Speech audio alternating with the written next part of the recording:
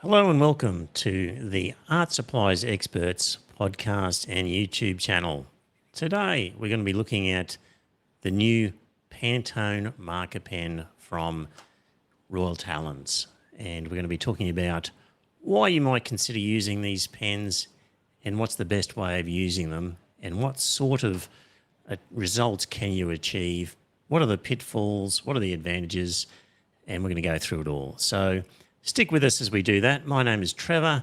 I'm from the Art Supplies Experts podcast.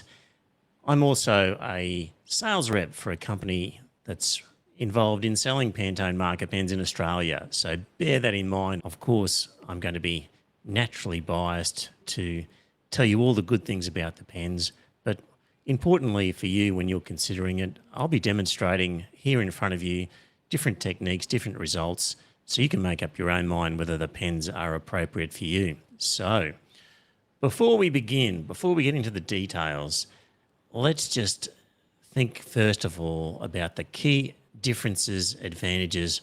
Why would you choose these pens? Why would you give them a go as opposed to just using perhaps the Copic pens or Tombow pens or Ecoline pens or Koi pens that you might already have? A key reason is they use Lightfast ink in the pens. Lightfast, what does that mean? It means that if you create a lovely piece of artwork and you want to display it, you can.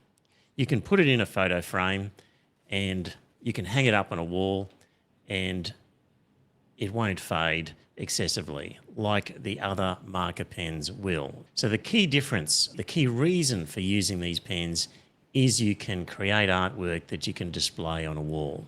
We'll talk about Lightfastness in more detail in a moment. Another reason is they're refillable. Not many pens are, so these are one of the refillable pens on the market. So refillable, that's a key component as well. And another reason is that these pens use the Pantone colouring system. You'll see this one is called Pantone 370. Pantone is a colour system that's used in manufacturing industrial processes so that when artists draw something in a particular colour and they want an item made in that exact colour, it's very easy for manufacturers to match. So if you were to draw, I don't know, a coffee cup using Pantone 370 and you wanted a manufacturer to make the coffee cup in that same colour, then you could create it in 370 colour, you know what it's going to look like, and then the manufacturer can use a paint which the manufacturer knows matches the Pantone 370 colour. So that's really handy in industrial design applications and perhaps fashion and other applications like that, where you're not only creating artwork that looks attractive for its own sake, but maybe you're wanting to produce items as a result and you're wanting to match the colours. That's where the Pantone colour system comes in. So now as we try and get into a bit more detail about how to use the pens, it might be a good idea to just sort of compare them with other pens to help explain how these are different. So as you're looking at these pens, you're probably thinking they don't look a lot different to, say, a Copic pen or the Koi pens, or, for example, Ecoline pens. So let's try and figure out what some of these differences are, for example. So Copic pens, if you're used to them, have dye and alcohol inside them. Alcohol evaporates quickly, leaving the dye behind. These other pens, the Ecoline, the Koi, the Pantone, Tombow, they have water and the colouring material. So they're water-based. So that's a key difference, which means that on certain papers and in certain situations, you will be able to create watercolour-like effects and use watercolour-like techniques with these pens that you can't do with, for example, Copic. So you'll see that come into play as we discuss what's possible. A key thing that we're going to need to figure out, understand, and really get our heads around with these pens is how they work with different types of paper. So this is an apple that I've done on Bao watercolour paper, and that's the sort of result I've got. Here I've got, using the same pens and the same artist, that's me, with my limited skills. This is on cartridge paper, and as you can see, different result using the same techniques. And here we have Express It blending card at the top there. Again, a different result. Now, what we're going to find in summary is that if you're going to be using these pens and you're wanting cheap everyday paper that you can use, I'm going to recommend cartridge paper.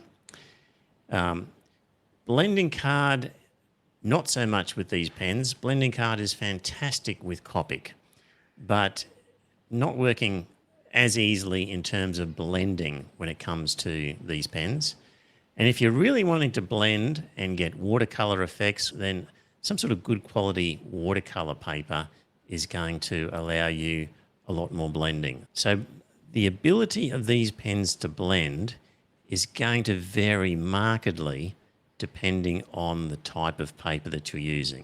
So let me just sort of give you some quick examples of that. So here we've got some cartridge paper. This one is Express It cartridge paper, particularly heavyweight at 320 GSM. But I've got a couple of pens here, a 1565 and a 1655. Obviously a lighter shade of orange and a darker, more vibrant shade. Typically when you're trying to blend colours, whenever you're using marker pens, you'd normally start with the lighter colour and then apply the darker colour and then go over it again with the lighter colour. So we'll have a go at that and see how things go. Just to explain with these pens, by the way, on every pen there will be a sort of a brush nib at this end, and then we've got a chisel nib at the other end. So I tend to use the brush nib exclusively, but the chisel nib is also there. So in this case, let's just do a quick layer of the lighter colour and grab our darker colour here, and let's just sort of flick in that darker colour, and then let's come back with our lighter colour. And as you can see, not a bad result in terms of the blending of that paper. See if I can lift it up a little bit closer. A nice, smooth, even blend on the cartridge paper. And you'll get a similar result on just a normal cartridge paper that you would find in a visual diary or something like that. So that's the Pantone pen on cartridge paper. Let's try another example where things may not be quite so easy. Remember I had the example of the blending card. I'm just going to flip this over and find a bit of a clean area here somewhere and try the blending card with the same pens, okay? So again, let's just try our application of our lighter colour, and then we're going to apply our darker colour and then come back with our lighter colour.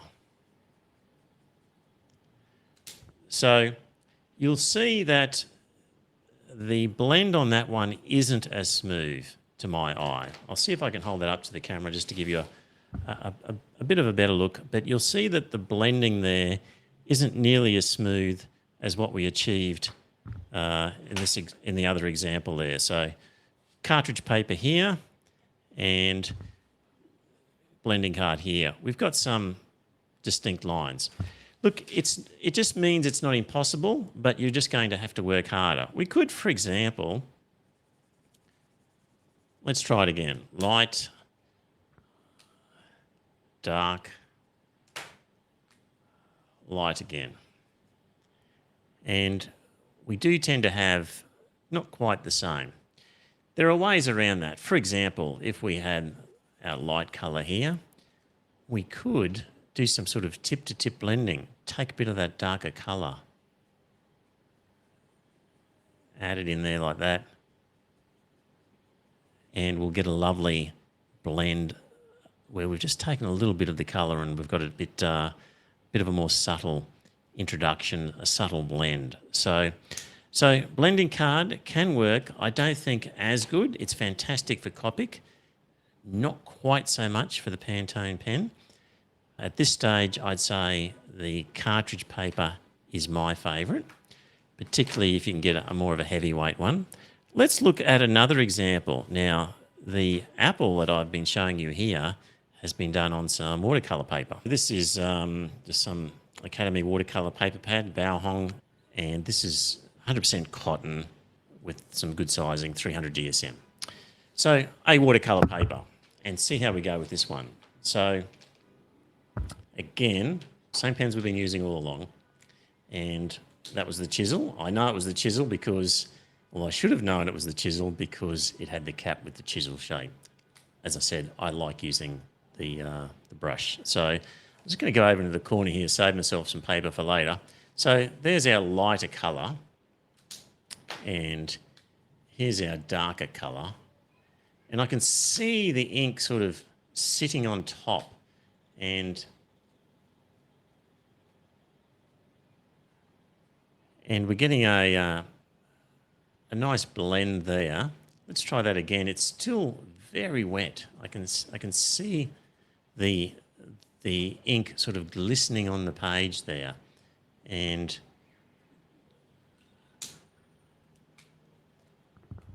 let's add some of the darker and come back with our lighter. And you can see I can shift that line and move it out and get a more subtle blend. Similarly, if I had just my lighter colour and I decided to just take some of that darker colour and get some subtle, gentle blending happening very nicely on the watercolour paper. All right, so depending on what you're doing and how you want things to look, good results with cartridge paper, harsher lines on the blending card. Anything's possible with the watercolour paper. You can get some very smooth transitions. Let's also just look at what happens when we introduce water into the equation. So, for example, let's just go back to our cartridge paper. And I've got here just a typical sort of one of these watercolour little brush type things. And you wouldn't be able to do anything with, say, Copic and water because Copic is alcohol based. These are water based. So potentially some sort of watercolour techniques are possible.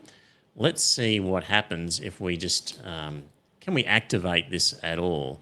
And well, what we did before, I'll just attack it with some water, and you'll see that that's not shifting. So that's essentially waterproof at this point. It's been allowed to dry and it's quite waterproof. Same would be the case, I would imagine, with the blending card that I did earlier. So that's not shifting either, okay? So if, for example, though, we're really quick, let's just say we apply the colour, quickly hit the water, a little bit of shifting, but I had to be so quick that's sort of almost impractical, isn't it? Same here with, let's add some colour, and we've grabbed our watercolour pen. Really, that's just contamination on the pen, isn't it? It's not shifting.